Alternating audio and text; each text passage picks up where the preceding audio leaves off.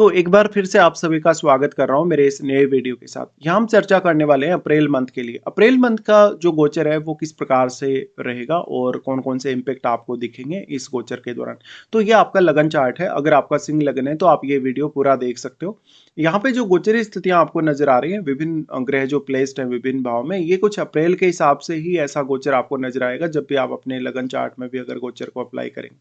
तो ये गोचरीय स्थितियों का इम्पैक्ट किस प्रकार से आपकी लाइफ पर पड़ सकता है? आप फाइनेंशियली या करियर के हिसाब से या अपने रूटीन या अपनी जो मैरिड लाइफ है, रिलेशनशिप है, उसके हिसाब से कैसे अपनी लाइफ को प्लान कर सकते हो? या फिर कौन-कौन से बड़े चेंजेज़ आप इस मंथ में देख सकते हो गोचर के हिसाब से? तो इस प्रकार से जो ग्रहों की प्लेसमेंट है, हालाँकि इस प्लेसमेंट में कुछ बदलाव अवश्य हो सकते हैं मंथ के मध्य में। तो अब सबसे पहले ये विचार कर लेते हैं कौन-सा ग्रह अप्रैल मंथ में कहाँ गोचर करेगा और फिर देखेंगे उसका जो इम्पैक्ट है वो आपके लिए कैसा रहेगा। तो गोचरीय स्थितियों की अगर बात की जाएगी तो सबसे पहले यहाँ चर्चा होगी सूर्य की। सूर्य 14 अप्रैल तक मीन राशि में गोचर करने वाले हैं और इसके बाद इनका जो प्रवेश है मेष राशि में होगा। इसके अलावा बुध की स्थिति को अगर देखें तो बुध 11 अप्रैल से मीन राशि में प्रवेश करेंगे और 30 अप्रैल को फिर ये मेष राशि में भी प्रवेश कर जाएंगे। शुक्र के गोचर की जहां तक बात है, शुक्र 19 अप्रैल तक मेष राशि में रहेंगे और इसके बाद ये वृषभ राशि में प्रवेश कर जाएंगे। मंगल का गोचर होगा 2 अप्रैल से मीन राशि में और फिर ये मीन राशि में ही लगभग पूरे महीने गोचर करने वाले हैं। बृहस्पति का गोचर होगा मिथुन राशि में, जहां अब वो मार्गी हो चुके हैं।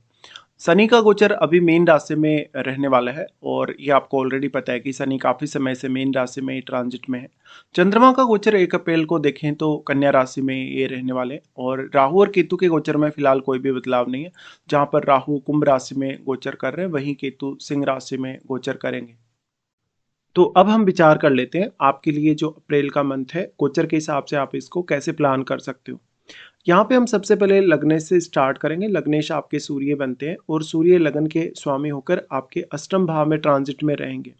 लगभग 14 अप्रैल का वो टाइम पीरियड रहेगा जब तक ये मीन राशि में रहेंगे। तो आपके लिए अष्टम भाव से संबंधित कोई भी प्रकार का कार्य करना, अष्टम भाव से रिलेटेड कोई भी डिसीजन लेना ईजी होगा। आप अगर रिसर्च में हैं, अकल्ट वगैरह में हैं, कोई जासूसी से रिलेटेड कार्य कर रहे हैं, कोई भी अन्य गोपनीय कार्य कर रहे हैं, तो सूर्य का आपको बेहद सपोर्ट मिलने वाला है। लेकिन ये रिश्तों के लिए उतना अच्छा साबित नहीं होने वाला। तो आपको आपके इन-लॉज़ के साथ कुछ दिक्कतें आ सकती हैं रिश्ते में। इवन जीवन साथी से भी इस समय आप काफ़ी ज़्यादा असंतुष्ट रह सकते हैं। अगर आपका यहाँ सेपरेशन चल रहा है ऑलरेडी, अगर डिवोर्स जैसी स्थिति चल रही है तो आपको समस्या और भी ज़्यादा बढ़ सकती है। इंडिविजुअल तौर पे इस प्रकार का सूर्य आपकी सेहत वगैरह में कुछ उतार-चढ़ाव दिखा सकता है और आपको काफ़ी ज़्यादा गोपनीय बना सकता है, या आप अपनी प्राइवेसी को लेके थोड़े ज़्यादा कहीं न कहीं फ़ोकस्ड रहेंगे। जो भी लोग हायर स्टडीज़ वगैरह में हैं, जो भी अष्टम भाव का यूज़ कर रहे हैं अपनी लाइफ में किसी भी तरीके से, चाहे वो रिसर्च वगैरह कर रहे हैं, चाहे वो अकल्ट से जुड़े फील्ड में कोई लोग अगर रुचि ले रहे हैं या किसी भी अन्य तरीके से, तो निश्चित तौर पे सूर्य का आपको साथ मिलने वाला है। अगर आपका किसी से कोई बहुत सीक्रेट अफेयर चल रहा है, रिलेशनशिप चल रहा है, तो सामने वाला पर्सन आपके ऊपर बहुत ज़्यादा हावी हो सकता है। सूर्य की यहाँ प्लेसमेंट होने से यहाँ आप अपने खुद के एफर्ट पे या अपने खुद के दम पे जितना कुछ कर पाएँ वही आपके सबसे ज़्यादा काम आएगा। यहाँ दूसरों पर अगर आप डिपेंडेंट होने जाएँगे या दूसरों से किसी भी प्रकार का सहयोग या सहायता प्राप्त करने जाएँगे तो हो सकता है उतना बेटर रिज़ल्ट आपको ना देखने को मिले। सूर्य का दृष्टि फिर यहाँ आ जाता है आपके सेकंड हाउस पे। देखिए सेकंड हाउस पे दृष्टि आएगा तो इसका जो सूर्य होगा वाणी का प्रभाव बढ़ाएगा। आपकी आर्थिक स्थिति को लेके कोई बड़ा फैसला ले सकते हैं, धन संपत्ति को लेके कोई आपका बड़ा डिसीजन हो सकता है, फैमिली और लाइफस्टाइल में भी कुछ बदलाव संभावित है। उसके बाद सूर्य अपना राशि परिवर्तन करके आपके नवम भाव में चले जाएंगे। नवम भाव में जो ये जा रहे हैं 14 अप्रैल के बाद जा रहे हैं, तो यहाँ इनकी स्थिति हो जाएगी उच्च की। अब जो मंगल है, क्योंकि मंगल आपके अष्टम में रहेंगे, तो यहाँ सूर्य के जाने से आपकी हायर स्टडीज पे काफी फर्क पड़ेगा। हायर स्टडीज को लेके आप कोई बड़ा फैसला कर सकते हो। इस काम के लिए आप विदेश भी जा सकते हो या तो अपनी कंट्री में भी किसी दूसरे स्टेट वगैरह में आप ट्रेवल कर सकते हो। सूर्य का नवम भाव में आना पिता की तरफ से आपको सहयोग दिखाता है। अगर आपके चार्ट में सूर्य बहुत वेल प्लेस्ड है, अगर सूर्य वेल प्लेस्ड नहीं है तो पिता के साथ भी और अपने गुरुजनों के साथ भी आपके जो रिलेशनशिप हैं थोड़े बिगड़ सकते हैं।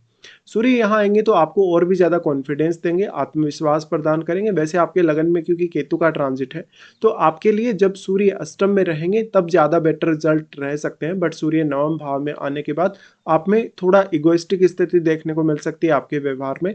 आप दूसरों पर बहुत जल्दी हावी होने के लिए विचार करेंगे, तो ये स्थिति फिर आपके रिश्तों के लिए उतनी अच्छी साबित नहीं होगी।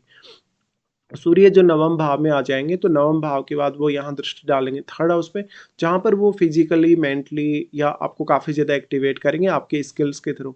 तो आपका कम्युनिकेशन बहुत बेटर होगा, दूसरों से डील करते हुए आप अपने आप को बहुत ज़्यादा प्रभावी तरीके से पेश कर पाएँगे।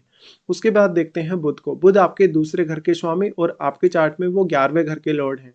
बुध के ट्रांजिट को देखा जाए तो बुध हालाँकि मीन राशि में ही रहने वाले हैं और वो नीच की स्थिति में होंगे इस मंथ में। 11 अप्रैल से क्योंकि ये मीन में आएँगे और उसके बाद ये मेष राशि में भी जाएँगे। हालाँकि आपको चार्ट में मेष राशि में दिख रहे हैं बुध, तो यहाँ पे जो बुध रहेंगे अष्टम में देखिए दूसरे घर के स्वामी और 11वें घर के स्वामी होकर जब यहाँ रहेंगे, तो आप अपने खुद के मदद से आपने कहीं कोई इन्वेस्टमेंट की, कोई प्रॉपर्टी वगैरह आपने परचेज़ की, उससे आपको फ़ायदा होने के चांसेस होंगे।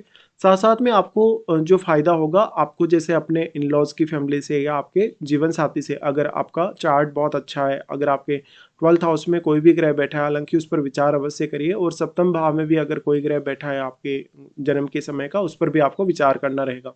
बट गोचर के हिसाब से जो उतने बेटर रिलेशनशिप हैं आपके इन-लॉज़ के साथ या जीवन साथी के साथ, वो इस समय नज़र नहीं आते।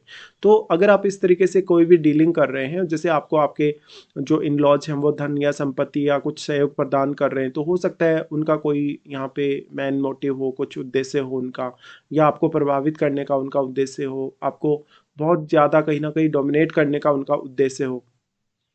यहाँ से फिर अगर देखा जाएगा तो बुध उसके बाद अपना जो प्रभाव डालेंगे आपके सेकंड हाउस यानी अपने खुद के घर पे डालेंगे, तो वो यहाँ पर आपको सही तरीके से फैसला लेने के लिए प्रेरित करेंगे। हालाँकि खुद नीच की स्थिति में होंगे, तो आपके लिए इनकम के मामले में आपको यहाँ स्थितियों को काफ़ी ज़्यादा मैनेज करना होगा। वाणी स्थान पर बुध का प्रभाव होगा तो वाणी तो काफ़ी इफ़ेक्टिव होगी क्योंकि सूर्य और मंगल का भी प्रभाव है। और उसके बाद यहाँ पर बुध आगे बढ़ जाएँगे, नवम भाव में बुध चले जाएँगे तो ये आपके स्टडीज़ वगैरह के लिए काफ़ी अच्छा हो जाएगा। आपका कम्युनिकेशन भी काफ़ी ज़्यादा बेटर होगा और आपके लिए निर्णय लेना काफ़ी ज़्यादा आसान हो जाएगा। और देखिए मंगल के घर में जब भी बुध ट्रांजिट करते हैं तो आप काफ़ी तेज़ी से सोचने, विचार करने या निर्णय लेने वाले हो सकते हैं। उसके बाद शुक्र को विचार करते हैं। शुक्र तीसरे घर के स्वामी और आपके चार्ट में वो 10वें घर के लॉर्ड हैं। शुक्र की प्लेसमेंट देखी जाए तो शुक्र आपके चार्ट में नवम घर में ट्रांजिट कर रहे हैं। देखिए शुक्र का जो ट्रांजिट है 19 अप्रैल तक, क्योंकि वो मेष राशि में रहने वाले हैं, तो आपको देश-विदेश घूमने का मौका मिल सकता है। आप अपने खुद के स्किल्स पे, अपने खुद के जो आपका टैलेंट है उस पर जितना ज़्यादा फ़ोकस कर सकें उतना आपके लिए अच्छा होगा। शुक्र 10वें घर के लॉर्ड होने की वजह से आपका प्रोफ़ेशन का संबंध किसी अदर स्टेट से है, आपका किसी अदर कंट्री से कोई ऐसा रिलेशन है तो आपको काफ़ी फ़ायदा मिलेगा। साथ में घूमने-फिरने के साथ-साथ आप अपने लिए कुछ नया सीख पाएँगे, कुछ नए अनुभव भी हासिल कर पाएँगे। और शुक्र उसके बाद जा रहे हैं अपने स्वयं के घर में। तो शुक्र का ये वाला जो ट्रांजिट रहेगा लगभग 19 अप्रैल के बाद वो आपके 10th हाउस में आ रहे हैं, तो निश्चित तौर पे आपको काफ़ी फ़ायदा मिलने वाला है आपके प्रोफ़ेशन वाइज़। शुक्र से रिलेटेड ही आपका डायरेक्टली इनडायरेक्टली कोई अगर प्रोफ़ेशन है, किसी भी प्रकार का अगर आपका कार्य है, तो आपको फ़ायदा मिलेगा। शुक्र का दृष्टि फिर यहाँ से आ जाता है आपके 4th हाउस पे, जहाँ पर वो आपके 3rd लॉर्ड भी हैं। तो आप अपने घरेलू मामले और अपना जो प्रोफ़ेशन है उसमें एक अच्छा बैलेंस क्रिएट कर सकेंगे। आपका जो प्रोफ़ेशन है उसमें काफ़ी नेम-फेम मिलेगा। शुक्र का दृष्टि 4th हाउस पे होने से घर के लिए कुछ बड़ा आप प्लानिंग कर सकते हैं, अपने लिए कोई लग्ज़री वस्तु खरीदने, घर वगैरह खरीदने या इवन घर वगैरह बेचने के लिए भी। उसके बाद यहाँ मंगल को देख लेते हैं। मंगल आपके 4th लॉर्ड और वो आपके 9th लॉर्ड है। मंगल का गोचर है आपके अष्टम भाव में। देखिए अष्टम भाव में मंगल की स्थिति आपको मांगलिक बना रही है गोचर से, और यहाँ पे आपको धन संपत्ति के मामले में मंगल काफ़ी सपोर्ट दिला सकते हैं। ये सपोर्ट आपके अपने खुद के एफर्ट से, आपके इन-लॉज़ से या आपके जीवन साथी से हो सकता है। बट यहाँ जितना ज़्यादा आप दूसरे के ऊपर डिपेंडेंट रहेंगे, जितना ज़्यादा अपने रिश्तों पर आप डिपेंडेंट रहेंगे, उतना प्रॉब्लम होने की भी संभावना है। बट इस प्रकार का मंगल अपनी काफ़ी फायरी एनर्जी डिपॉजिट कर रहा है आपके अष्टम भाव में। तो अष्टम भाव से रिलेटेड कोई भी फैसला लेना या कोई भी प्लानिंग करना आसान ज़रूर होगा। मंगल यहाँ पे अब क्योंकि वो 9th हाउस के लॉर्ड हैं, तो आपकी हायर स्टडीज़ वगैरह, आपके रिसर्च वगैरह के लिए काफ़ी अच्छी स्थिति है। मंगल की दृष्टि पड़ रही है यहाँ गुरु पे, और अब ये काफ़ी ज़्यादा इंटरेस्टिंग और इम्पोर्टेंट हो गया क्योंकि गुरु जो है वो आपके 11th हाउस में ट्रांजिट में है इस समय, और वो यहाँ जो ट्रांजिट के हिसाब से स्थिति बना रहे हैं क्योंकि मंगल उन्हीं के घर में ट्रांजिट कर रहे हैं, तो मंगल का दृष्टि गुरु पर पड़ रहा है। तो मंगल यहाँ बहुत ज़्यादा अच्छे रिजल्ट देने के लिए बाध्य भी हैं, और यहाँ पे फिर मंगल आपके वाणी स्थान को भी प्रभावित करेंगे। वाणी स्थान पे मंगल की दृष्टि का होना हालांकि वाणी को थोड़ा उग्र जरूर बनाता है। ऐसे में आपकी धन संपत्ति से रिलेटेड कुछ बड़े फैसले ले सकते हो या इससे रिलेटेड कुछ बड़े परिवर्तन आपकी लाइफ में आ सकते हैं। मंगल का दृष्टि फिर आ जाता है थर्ड हाउस पे। थर्ड हाउस पे इनका दृष्टि होने से आप बहुत ज़्यादा एनर्जेटिक होंगे। एनर्जेटिक होने के साथ साथ आप अपने किसी भी पर्टिकुलर काम के लिए यहाँ काफ़ी एफर्ट कर पाएंगे। आप कोई भी बड़ा फैसला ले पाएंगे, इवन कोई भी बड़ी रिस्क भी आप ले पाएंगे। तो इस प्रकार से आपको यहाँ प्लानिंग करने की आवश्यकता है। उसके बाद हम यहाँ पर आगे बढ़ जाते हैं और गुरु के बारे में विचार कर लेते हैं। गुरु पंचम घर के स्वामी और आपके चार्ट में अष्टम के स्वामी हैं। फिलहाल गुरु का जो ट्रांजिट हो रहा है आपके 11वें घर में, और क्योंकि आप ऑलरेडी वो मार्गी हो चुके हैं तो काफ़ी तेजी से आगे बढ़ रहे हैं गुरु। निश्चित तौर पर वो आपके 12वें घर की तरफ जा रहे हैं, तो संतान के लिए ये गुरु का गोचर बहुत अच्छा होगा। अपने लिए कुछ नए इनकम सोर्स खोजने या इनकम से रिलेटेड कुछ बड़े फैसले लेने के लिए भी। साथ ही आपका कहीं रुका हुआ पैसा है, कहीं अटका हुआ पैसा है, आपका सैलरी अगर समय पे नहीं आ रहा या किसी भी तरीके से आपने कोई इन्वेस्टमेंट वगैरह किया है उससे आपको पैसा समय पे नहीं मिल पा रहा, तो रुका हुआ पैसा मिलने के चांसेस बहुत ज़्यादा हैं। 11वें घर का गुरु है तो किसी को भी पैसे उधार वगैरह मत दीजिएगा। अगर उधार देंगे तो आप सामने वाले से पैसे वापस नहीं मांग सकेंगे, या तो सामने वाला आपका जो पैसा है वो लौटाएगा ही नहीं। गुरु का यहाँ प्लेसमेंट होने से आपकी एजुकेशन और संतान के लिए बहुत अच्छी स्थिति होगी। साथ में यहाँ पर आपके फाइनेंशियल डिसीजन आप जितने ज़्यादा विवेक से लेंगे, अपनी बुद्धिमत्ता का इस्तेमाल करते हुए लेंगे, उतना अच्छा होगा। गुरु यहाँ पे अब देखा जाए तो क्योंकि वो अष्टम के स्वामी है और अष्टम के स्वामी होकर वो यहाँ ट्रांजिट कर रहे हैं, जबकि जो मंगल है वो भी उन पर दृष्टि डाल रहे हैं, तो गुरु आपको अष्टम भाव के थ्रू भी काफ़ी हेल्प कर सकते हैं। भले ही गुरु की दृष्टि यहाँ पे नहीं है, बट फिर भी इनका काफ़ी ज़्यादा आपको सपोर्ट मिल पाएगा। तो गुरु का अगर देखा जाए सबसे पहले दृष्टियों के अकॉर्डिंग तो वो आपके थर्ड हाउस पे अपना प्रभाव डाल रहे हैं। तो ऐसा गुरु आपको काफ़ी अच्छे से कम्युनिकेशन के लिए प्रेरित करेगा अपने भाई बहनों, रिलेटिव्स के साथ या पड़ोसियों के साथ। गुरु का दृष्टि थर्ड हाउस पे होने से निश्चित तौर पे आपको काफ़ी ज़्यादा हेल्प मिलेगी जीवन में हार्डवर्क करने के साथ साथ आप अपने लिए कुछ अच्छा खोज पाएंगे लाइफ में, अपने लिए कुछ अच्छा प्लान कर पाएंगे। साथ में आपकी जो अपेक्षाएं हैं, आपकी जो इच्छाएं हैं, उनको भी पूर्ण करने के लिए मेहनत कर पाएंगे। निश्चित तौर पे आपका जो विवेक है, आपकी जो बुद्धिमत्ता है, आपके पूर्ण तरीके से काम आ सकेगी। गुरु का दृष्टि फिर आ जाता है आपके पंचम घर पर, जहाँ पर पंचम भाव में बैठा हुआ प्लैनेट गुरु से काफ़ी प्रभावित होगा, क्योंकि गुरु का अपना खुद का घर है और मूल त्रिकोण घर भी है। तो पंचम भाव में बैठे हुए ग्रह पर गुरु का प्रभाव होने से उस ग्रह के रिजल्ट भी आपके फेवर में होने की संभावना होगी। ये डिपेंड करता है कि अब वो ग्रह किस प्रकार का है, किस प्रकार का वो कारकत्व रखता है।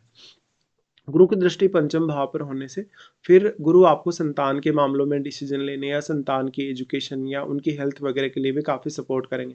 फिर गुरु का दृष्टि आ जाता है आपके सबसे इंपॉर्टेंट हाउस, आपके सप्तम भाव पे।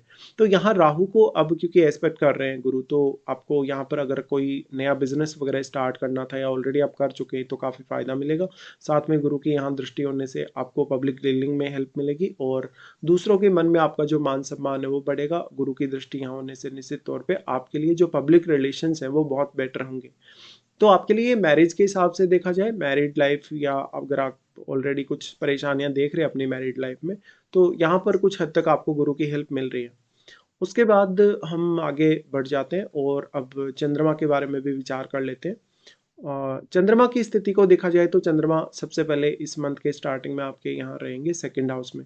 देखिए चंद्रमा की सेकंड हाउस में स्थिति लगभग 1-2 तारीख तक ही रहेगी, तो आर्थिक रूप से कोई बड़ा फैसला लेना हो, फैमिली के साथ आपको कहीं घूमने फिरने जाना हो, फैमिली को आपको किसी भी तरीके से सपोर्ट करना हो, उसके लिए चंद्रमा की स्थिति काफ़ी बेटर होगी और कुछ खर्चे भी फैमिली के लिए आप इस समय कर सकेंगे। चंद्रमा फिर थर्ड हाउस में आ रहे हैं 3 और 4 तारीख को ये स्थिति इनकी बनेगी। 3 और 4 तारीख को निश्चित तौर पे आपके लिए कहीं घूमना फिरना हो सकता है, ये फैमिली के लिए या अपने करियर पर्पज के लिए आपका हो सकता है। चंद्रमा का यहाँ जो स्थिति बनेगा क्योंकि इनकी दृष्टि पड़ेगी नवम भाव पे, तो आपके लिए अपनी हायर स्टडीज को प्लान करना, विदेश यात्रा या लंबी दूरी की यात्रा को प्लान करना भी कुछ हद तक आपके फेवर में होगा। फिर चंद्रमा फोर्थ हाउस में आ जाएंगे, जहाँ पर वो आपको बहुत ज़्यादा कंसंट्रेशन प्रदान नहीं करेंगे। यहाँ पर आपको डोमेस्टिक मामलों को लेकर कुछ दिक्कतें हो सकती है। चंद्रमा के फोर्थ हाउस में आने से आपका जो घरेलू जीवन है वो काफ़ी तेजी से प्रभावित हो सकता है। उसके बाद यहाँ देखते हैं शनि को। शनि आपके यहाँ छठे घर के स्वामी और सप्तम घर के स्वामी है। शनि आपके चार्ट में ट्रांजिट में है अष्टम में। देखिए अष्टम का शनि वैसे बहुत ही ज़्यादा अच्छा माना जाएगा और अष्टम का शनि आपके जो आर्थिक स्थिति है, जो कैरियर को लेकर स्थिति है, उसमें काफ़ी ज़्यादा स्टेबिलिटी भी लाएगा। अब डिपेंड करता है कि आपके चार्ट में शनि कैसे स्थिति में है। अष्टम में जो बैठा शनि है, देखिए वो क्योंकि सप्तम घर के स्वामी है और छठे घर के भी स्वामी है, इसलिए इसलिए इस समय आपको मैरिज वगैरह को लेकर कुछ असंतुष्टि हो सकती है। शनि का दृष्टि सबसे पहले आपके 10th हाउस पे होगा, जहाँ करियर को लेकर इस समय आप बहुत ज़्यादा सीरियस होंगे। करियर को लेकर कोई बड़ा फैसला भी इस समय आप कर सकते हैं। शनि का दृष्टि फिर आ जाता है आपके दूसरे घर पे, जहाँ पर आपकी वाणी काफ़ी ज़्यादा प्रभावशाली होगी। फैमिली के साथ थोड़े बहुत डिस्प्यूट होने के चांसेस होंगे। आर्थिक रूप से यहाँ भी आपको शनि बहुत ज़्यादा स्टेबिलिटी देने वाले हैं। उसके बाद शनि का दृष्टि आ जाता है आपके पंचम घर पे। पंचम घर पे शनि दृष्टि डालें तो ये आपके किसी भी प्रकार के एजुकेशनल एफर्ट के लिए अच्छा है।